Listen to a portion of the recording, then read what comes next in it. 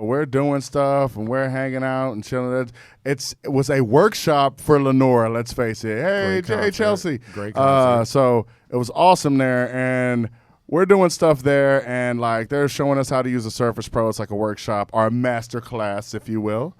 Okay, and so we're making a song with her, and then we go to the other side of the big screen, if you're familiar with the store inside the Galleria. And it looks just like the Apple Store, but it's all Microsoft stuff. Basically. But, I mean, I like Microsoft better. We know. I'm getting to the point of how you like Microsoft. Go ahead. We go to the other side. Now, Surface Pros we were messing with on the other side of the screen. So we go to the other side where the concert's going on.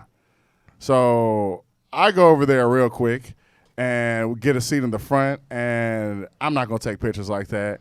So it's like J-Max right there, dropping names, pick them up, bitches. So J-Max right there, and then there's a seat next to him. I'm like, hey, anybody see? He's like, nah, good.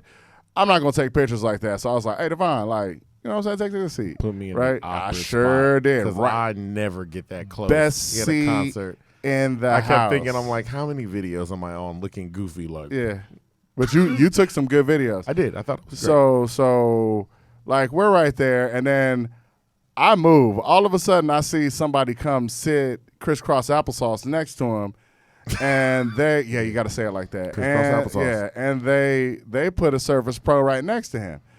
So then the concert's going on a bit, and then they stop it and they go, "Yo, somebody has a Surface Pro. I'm jumping in. And we need to find it."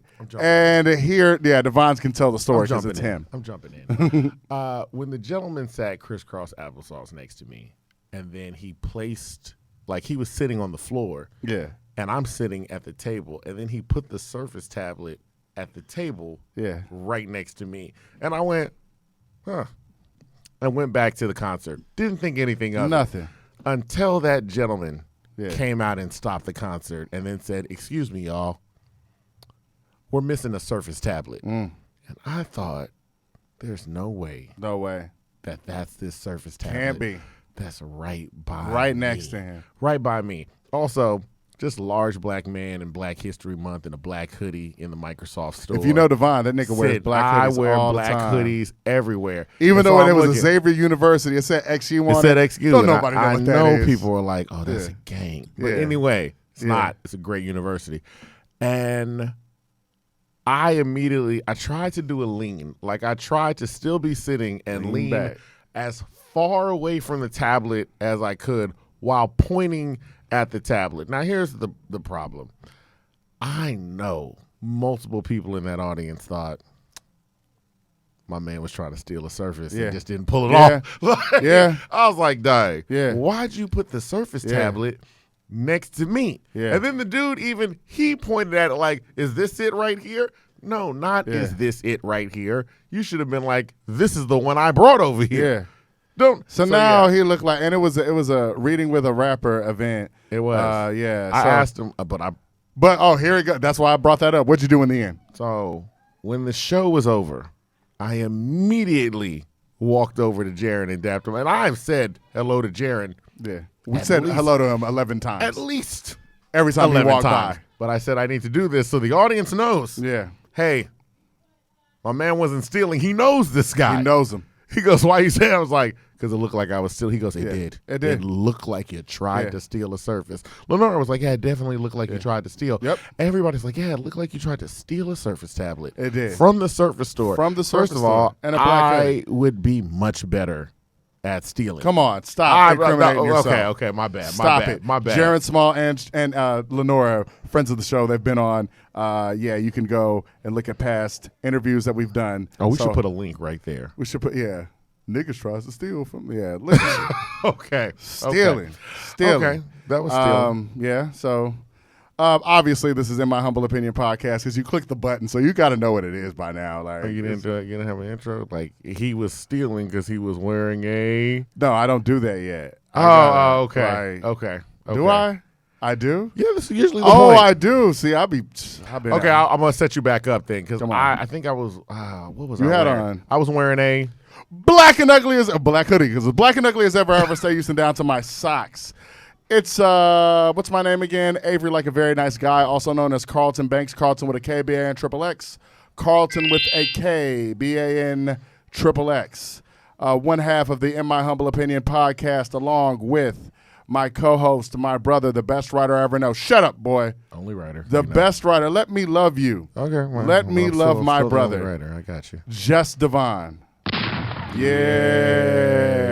Just Devon. All right. That's me. That's what it is. I write sometimes. Yeah, he's the best writer that I know. He's my hero, guys. He's my brother. You need to get better heroes. This nigga doesn't know how to take a compliment. I don't. Oh, my daddy listening. Our daddy. We have the same father. We have the same father. Okay. Somebody got offended by saying that. My bad. What it is. All right, today we have a very special guest today. Our guest today I had a chance to actually meet last week at the event. She didn't know me from nobody. Didn't know me from a can of paint. Nah, nothing, whatever. But the way that she talked to me, just talking to a fan, she was cool as hell. Didn't know who I. She knew my brother, but didn't know me. But she was real personable. We talked for actually a minute. And dropping the same name again, J Mac was right there, and she was just like, all right, like she talked to us, and he was right there, and she knows J Mac, but didn't like, oh yeah, whatever, nigga. Hey, what's up? Hater. No, I like J Mac. Oh, I do too. I like him a lot. And he looks like he could beat us up. He don't look like he on the radio. J Mac on the radio sounds funny. Sitting next to J Mac, he looked like he was gonna whoop both our asses. Suplex us into this. I was like, damn. He was like, what's up? I was like, oh shit. Okay, and he had on the one deep chain. I was like, bruh. Okay. See, now I'm gonna get my ass kicked. But anyway, she wasn't too fly to speak to us. It was cool as hell. She's Houston royalty and a Twitter legend. She's an inspiration to us all. She bet on herself and fought the good fight and left a great job in 2015 in order to pursue her God-given place on this earth as a singer. Yes, you can bet on yourself, people. Like, that's what she did. I mean, goodness. A lot of us are scared to do that, but she did it. She's been blackballed, discredited, unrecognized, to being prominently featured on your TV and music festivals. I mean, really everywhere. Where, you ask? Well, I'm glad you asked. All right. She's been on a little show. I don't know if you've heard of it. It's called David Letterman's Late Show. She's also been on NPR Tiny Desk, The Daily Show with Trevor Noah, Jimmy Kimmel. She sang the national anthem for the Houston Astros and the Texans. I'm going to go down some list. I can't get every single one of them. So people in the comment sections, you're going to kill me because I don't like, we have to let her talk, and I'm not going to sit here all day and do this, like go down every single thing she's done. A few of the things she's done. Played at Afropunk on the same stage as a few of my favorite bands. Bad Brains, Living Color, Cult of Personality. That's a jam. All right, South by Southwest. Are we cleared for that one? Yes. it's CM Punk's theme song. Look in my eyes. I listen to it every day. What's that? Newport Folk Festival, ACL, Austin City Limits, Houston Symphony. She's been featured on Forbes, Vice. She's a 3-time Houston Press Award recipient for the Best Female Vocalist. She's been featured on numerous Houston classics, including Zero's High Hater, and friend of the show, personal friend too, Rob Gillette's The Lord Don't Like Ugly. That was terrible. I'm sorry. But I did it. That's his, yeah. My favorite song of yours is After the Storm, because we saw you live and yeah, he talks about the intro to After the Storm all the time. Yeah, Go ahead. It's a song I like. All right, she's been described as a powerhouse vocalist with vibrant grooves. Okay, she's a model, singer, songwriter, entrepreneur, motivational speaker, community activist, TSU alum. Yes, alum. She's enrolled and dropped out numerous times, as she said. All right. She's been on 5 of the 7 continents. 2, me and my brother's 1. She's also a board member of headcount.org. We'll get into that. And the lead singer of the eclectic Gulf Coast soul band, The Suffers, and just a positive person to be around. Kam Franklin, ladies and gentlemen. Kam Franklin, yay! All right. Nice intro. We've been trying to get you for a minute. I know, I'm the You worst. were one of the first. You're not the worst. You're not the worst. You're not the worst. You were busy. I am very busy. I appreciated the fact that when we'd be like, nah, she just can't. We get an email like, hey, guys, Sorry. This is where I was like, okay, well, at least she's still thinking. It was cool as She's hell. still thinking about us, so it's cool. It's cool. That's such a So good we impression of appreciate me. it. We appreciated it. Yeah, I was for like, real. when you get I was time. like, yo, you get time, you're Hey, good. it is what it is. You're busy. We're not. Yeah. So we'll make it around your schedule. I've never been on Jimmy Kimmel or anything of that nature. I don't sing neither. national anthems places. The Houston Texans have no idea who I am. Neither do the Astros. Yet. So, yet. But I mean, I think that's a See, great thing when we're going positive. in about your. Motivational speak. That's a great thing we're going in about your story because there was a point where and you really, when you're talking about overcoming things, like let's go all the way back because we really want to take make them sure to church. Yeah, all the way back, All the way back. So, what part of Houston are you from? So that's a tough answer. Are you from because Houston? I am from Houston. I was born in Bryan College Okay. Station. All right. Okay. But I moved to Houston, I believe, when I was 2 or 3. You're from Houston. I'm from Houston, but my mom moved around a lot. So I grew up initially South Park off of Belfort Telephone Road area, near Hartman. I went to Cornelius and then moved to Acres Homes and then went to oh goodness. But it was a completely different experience Acres. Acres Homes was the first time I'd actually gone to school in a predominantly black school because the school I went to at first was predominantly Hispanic. And so, showing up, the homies ain't speaking Spanish. I'm like, what's going on? Where is it? And then, being hit with all these other different things like, oh, you talk white or you talk like this. And I'm like, what does white sound like exactly? Like I had no clue. I don't know. But I identify with you. eventually went to Carver High School and then left and ended up graduating from Clear Creek High School in League City. For my last 3 years. League City. I said I lived everywhere. Wow. And then immediately after high school, because I hated it down there, I moved back to, I really hated it down there. I moved back to the city and enrolled at Texas Southern and had a affair with Texas Southern where basically anytime I'd get the opportunity to go on the road or to just be anywhere that wasn't Houston, I would drop out of Texas Southern again and then be like, I'm kidding. I love you guys. I'm back. It is what it is. And Texas Southern will welcome you with open arms. Exactly. And, I always appreciated them. Yeah. And, I have intent to finish eventually, but on my own time, because it was definitely a time of my life where I wasn't going to Texas Southern for myself. I was going because that's what my parents wanted me to do. But my mother worked at Southwest Airlines, and she still works at Southwest. But at the time, I was on her insurance. And so the only way that I could stay on my insurance was to stay enrolled in school. And so I was like, okay, well, I need that. And she's like, no, that's also how you can keep your flight benefits. And I was like, well, I definitely want those. And so the first few years before I turned 25, I had the same flight benefits as an employee. So I could just go wherever I wanted to go. And so I would schedule these tours for myself, like a buddy pass tour, and just me and my backpack, my CDR that had all my beats on it. Damn, and a mic. CDR? That was it. Yeah, this is early 2000s. Yeah, so mid 2000s. So yeah, CDR in 05 is normal,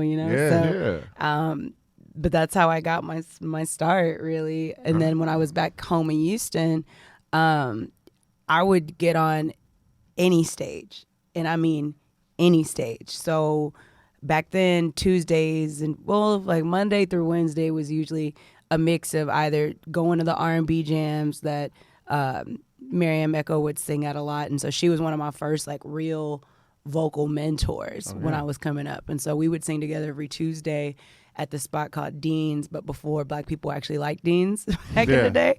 And so it was she and I, this guy named Wasi, and Dom. And I say, black people, but we were all these like, just weirdos doing this different kind of music every night. And the Rock Boys would show up and we would just jam. And it was like this every week for about 2 years. And I realized that even though I'd had my upbringing in the gospel church, I never really had that confidence that I needed to push through as a singer before I started gigging. because the church I grew up in, which was Galilee Missionary Baptist Church and Greater Mount Carmel Missionary Baptist Church before that, every singer that taught me was the best singer I'd ever heard. Just amazing. And so Okay. I always felt like, dang, I don't sound like them, or, oh, I can't do these runs, or, oh, I'm not, And so my brain started, thinking that young because I just didn't have that mentorship. And then when I got to high school, my choral teachers that I had in Lake City were notorious for being not the healthiest teachers. Ooh. Like they were clean people, but I'm talking healthy as far as their emotional state. Okay. Like if Okay. you made a mistake, they'd flip out. If you were out of tune, they'd flip out. If you wanted to do anything outside of choir, they'd flip out. Because my tone wasn't a traditional tone. I would get really combative with them because they thought that I was forcing a vibrato on myself. And for folks that don't know what a vibrato is, that's the easiest thing that I compare it to is when Monica's first record came out. It's just one of them days. And her mouth is doing the hey. That's a vibrato. So if it's not there, if it's just straight, then it's a straight tone. However, if it's not natural, people think it's forced. And in opera, that's something that a lot of singers learn. They're not born with it. However, in gospel, a lot of folks have it. Yeah. And so a lot of Black people have crazy vibratos, And so I'm trying to explain this to them. They don't know this about me. They're telling me that I'm doing all this stuff wrong. They convinced my mom to spend money on a vocal coach. She tells me that I just need to keep doing what I'm doing and that I need to continue practicing and working on my breathing techniques. But she's like, if that's not what you want to do, then don't do it. You can have another career in music that isn't opera and it isn't choral, and you'll be just fine. But you have to work just as hard as you're working on this now on whatever it is that you want to do. And so I went back to them, told them this. They weren't having it. And so it just created complex after complex after complex until I finally left school and just started gigging every night, every single night. And so it would be R&B Monday, Tuesday, Wednesday, Thursday. I would do all the experimental nights, the weird shit at Natsuo, which is where Lizzo and I first met back when she was doing ellipses. And I was just trying to get in where I'd fit in. I'd usually sit in with Free Radicals back then. Then Friday, Saturday, I'd usually link up with the punk rock and ska folks earlier in the evening. So like Los Carnales and Trenchtown Texans and Sound Patrol. And then later that night would be all the hip hop guys. And so, and then also super late on Wednesdays at Damage Control would also be the hip hop stuff. And so Matt Zanzala gave me one of my earliest internship opportunities at KPFT at Damage Control. And so I would show up every week. And it's funny because so many rappers that I run into these days that used to come through all the time, they never remember me. They think that we never met before. Or the people that do remember me, they thought that I was like someone's girl. So they just thought I was around. And I'm like, that's cool. Okay. Wow. Okay. Yeah, but that's pretty normal in this industry. A lot of times, if I don't lead with that just presence, people assume that I'm just here. But also, I've had to learn the hard way that the industry is still a very sexist place. So a lot of times people don't understand my role, or they don't know that I'm in charge sometimes. So I've learned that it's not for me to explain all the time. If the check comes to you, it comes to you. Okay. So That's a positive outlook. You'll drive yourself crazy worried about other people's thoughts of you. And, I used to have so many thoughts about other people's thoughts. And then one day I was just like, I don't fucking care. Yeah. I really don't. And I went to, a good example is a few weeks ago, like 2 weeks ago, the Waxaholics had their 8-year anniversary. They sure did. And this country band that did this Hurricane Harvey event for me years ago, they're like, oh, where are you at? And I was like, oh, I'm at this, but then I'm going to this. So if you don't like hip hop or world music, because I really like the DJs that do the upstairs set on Thursday nights also, I said, don't come. Yeah. But they're like, well, shit, we just trying to party. So I bring 6 cowboys in there. And it was just hilarious to see because, you know, people are like, what? I said, they want attendance here. Yeah. Yeah. Black people, white people, Mexican, Asian. You go to their events, that's what it is every time. You go to my events, that's what it is every time. I said, and if you ain't like-minded, you know, I lead by trying to bring money to black business. And then after that, more money to black business, even if it's through proxy. So I'm like, they asking me where to go. I could send them to somebody else's bar or restaurant. Or they can come here. But if they're telling me they want to have fun and I'm having fun, this is where I'm at, you know? So that's the kind of like wave that I'm usually on, because a lot of times it's just a very different thing. Like I've brought a few years ago, same event, I brought Cypher Sounds, this DJ from New York, and then Michael Che, who's we know Cypher Sounds. Yeah, so this DJ from New York. Well, he was actually doing comedy that night, opening for Michael Che, and so Mike and I had met a few years prior through Hannibal Buress, but like we were just drunk and didn't remember, and so this girl Dusty Rhodes, who's good friends with me, was opening for Mike that night, and she was like, y'all should meet. I think you'll get along great. And so he offers me a shot of Bullet after his show is over. I'm like, okay, this is great. It's your drink. And we should talk about why you should not more later, but anyway. Oh, okay.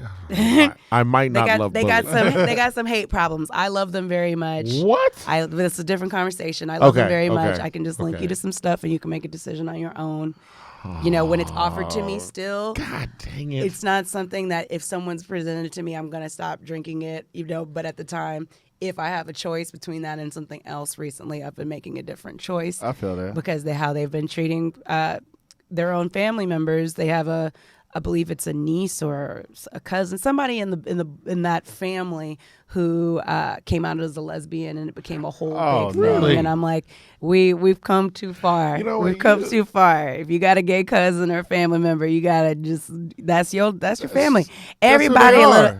In my opinion, everybody's a little gay, but people don't want to have that conversation. In her humble opinion. Everybody's a little gay, and that's fine. You just make a decision on what it is you like every night eventually. Now, we jumped forward because we just jumped ahead. Yeah, I'm a Gemini, sorry. No, I'm saying we jumped ahead to where you are, but I mean, it does give a nice little overview of, like, I like the fact that you are, like, I'm going to be unapologetically me. But even in like all the writings and research we've done, you're like, it took some time to get to that point. But I'm like, you're constantly standing up for other people in the face of like, this could cost me money, but I don't care.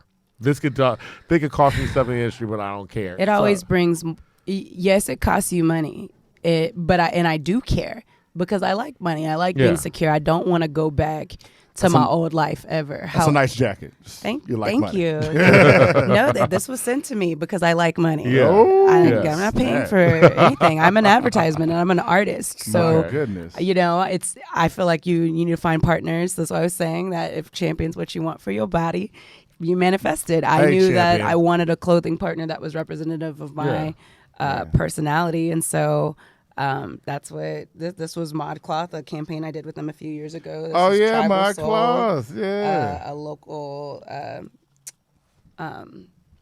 stylist that I work with sometimes, and you know, just a little bit of everything. My face is sponsored, my lashes, my brows. Man, I want to beauty sponsors because I shout out to Teresa. She I heard Lash a Bison Boutique. sponsor us. It's all a beard company. Well, I think you guys should make a mood board of what you guys want for yourselves and your journey together as a business, and start crossing them off when they happen and celebrate those wins. Dope. Yeah. Now, going back again though, your singing was the plan to ever be with the band? Was the plan to be solo? I was always the plan saw to even myself just with be the a band. singer? Okay, so you always saw yourself Now, with the band. I don't know if I necessarily saw myself as like a band, but I always saw myself singing with a band. Y'all are a band. We're a band. Y'all are a band. We got a brass section. We went to the the Suffers and the Tauntaun show. Yeah. Oh, And- my people. Yeah, the Heights. y'all are Yeah. a band. Yeah. So like,